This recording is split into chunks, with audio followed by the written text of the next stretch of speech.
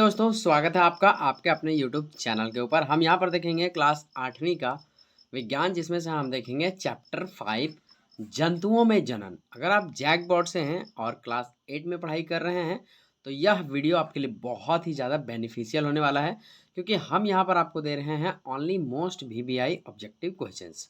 तो चलिए बिना देरी के चैप्टर्स में आगे बढ़ते हैं।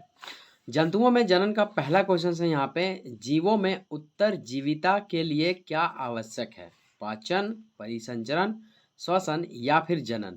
उत्तरजीविता का मतलब ये हो गया कि पीढ़ी को आगे बढ़ाने के लिए क्या सबसे जरूरी चीजें हैं।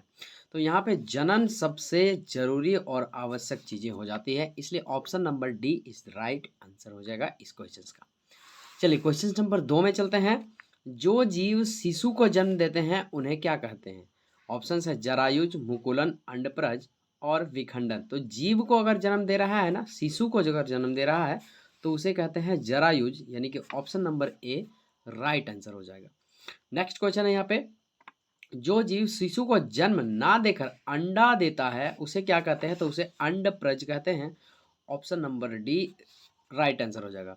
देखिए यहाँ पे एक चीज आप समझ लीजिए कि जो शिशु को जन्म देते हैं उसे जरायुज कहते हैं, और जो शिशु ना देकर अंडा देते हैं उसे अंडप्रज कहते हैं। याद कैसे रखेंगे?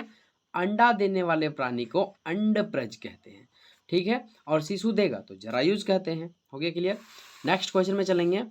यह क्वेश्चन नंबर है 4। इस चित्र में किस विधि से जनन हो रहा है बताना है।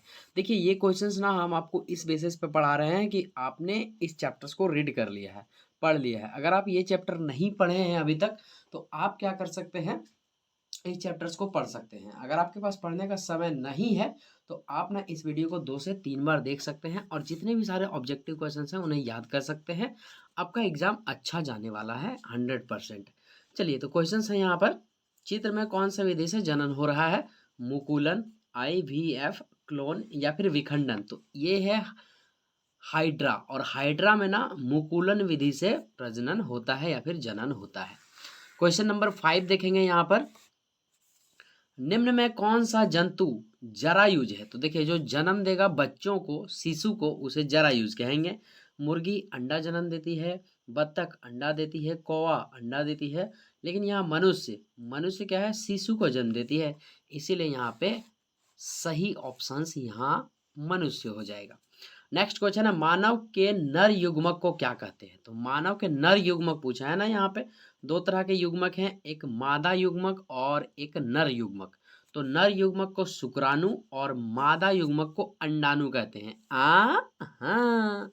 चलिए नेक्स्ट क्वेश्चन में बढ़ते हैं। क्वेश्चन नंबर 7, निम्नलिखित में किस जीव में बाह्य निषेचन होता है? मतलब बाहर में निषेचन होता है।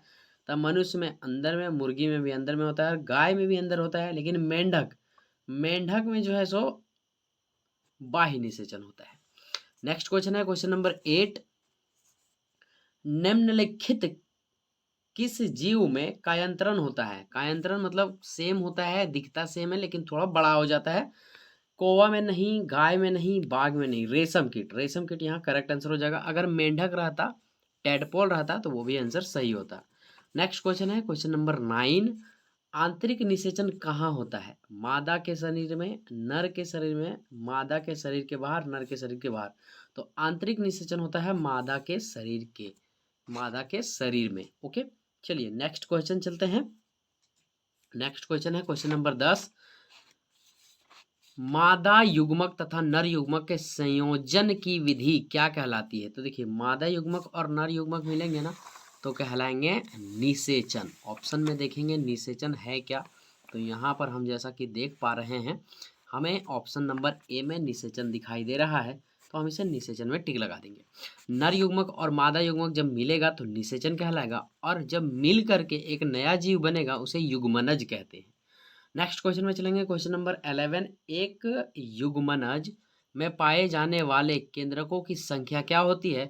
तो एक युग्मनज में एक ही केंद्रक होती है, समझ गए ना। चलिए नेक्स्ट क्वेश्चन में चलते हैं। क्वेश्चन नंबर 12 है यहाँ पे, विखंडन द्वारा जनन निम्नलिखित में से किस जीव में होता है? विखंडन बोले या द्विखंडन बोले तो ये अमीबा में होता है। हाँ।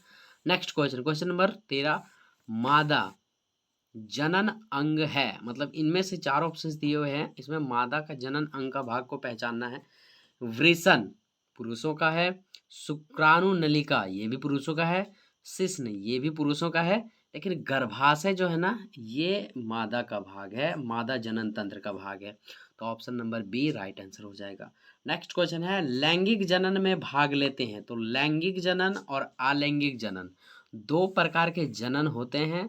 इसमें हमें पूछा गया है लैंगिक जनन में भाग लेते हैं दो नर जंतु, एक नर और एक मादा, दो मादा जंतु। तो देखिए लैंगिक जनन में क्या होता है ना, दो भाग लेते हैं, एक नर और एक मादा। Option number B is the right answer हो जाएगा क्वेश्चन नंबर 14 का। अलैंगिक जनन बोला जाता है तो उसमें एक ही से काम चल जाता है, लेकिन लैंगिक में ना दोनों को जरूरत पड़ती है। क्वेश्चन नंबर 15 मादा जनन अंग में एक जोड़ी अंडाशय होती है, एक अंडाशय होती है, तीन अंडाशय होती है, दो जोड़ी, एक तो होगा नहीं, तीन होगा नहीं और दो जोड़ी होगा नहीं। तो यहाँ एक जोड़ी अंडाशय, मतलब मादा जनन अंग में दो अंडाशय होते हैं, उसी का नाम बदल के एक जोड़ी बोला जा रहा है। तो चलिए यहाँ 15 मोस्ट VBI ऑब्जेक्टिव क्वेश्चंस हो चुके हैं हमारे। अब हम कुछ देख लेते हैं फिल इन द ब्लैंक्स, यानी कि खाली जगहों को भरना। कुछ इस प्रकार के भी एग्जाम में क्वेश्चंस बन जाते हैं। क्वेश्चन है यहाँ पे पहला, जंतुओं के नर युग्मक क्या कहलाते हैं? जंतुओं के नर युग्मक, अब ध्यान से पढ़ेंगे क्वेश्चन तो नर युग्मक के बारे में बोला है, तो नर युग्मक को हम लोग शुक्राणु कहते हैं। तो यहाँ हम लिख देंगे शुक्राणु।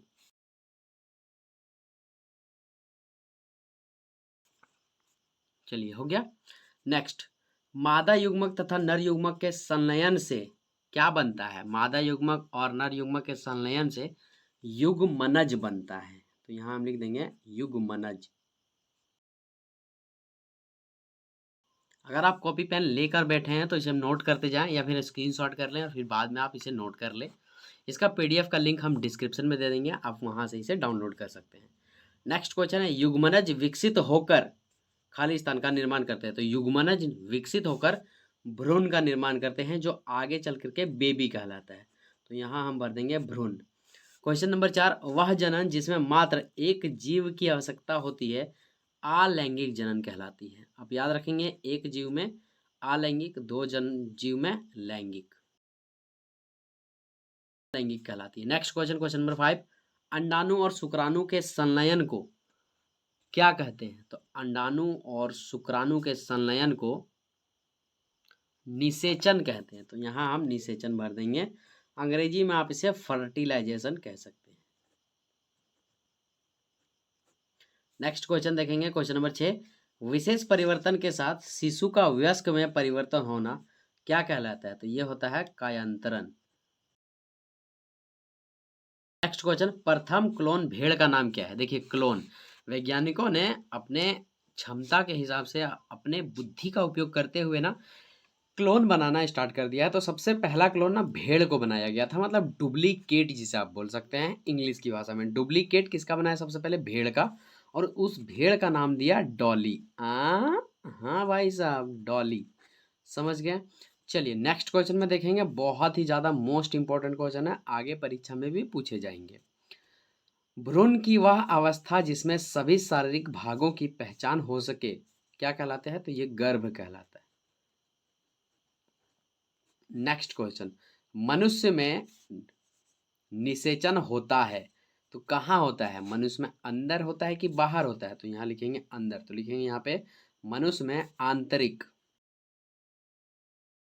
आंतरिक निषेचन होता है।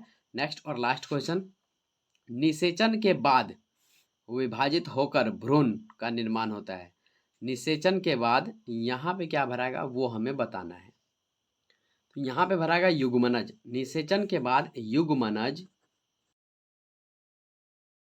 होकर भ्रूण का निर्माण करते हैं, का निर्माण करते हैं।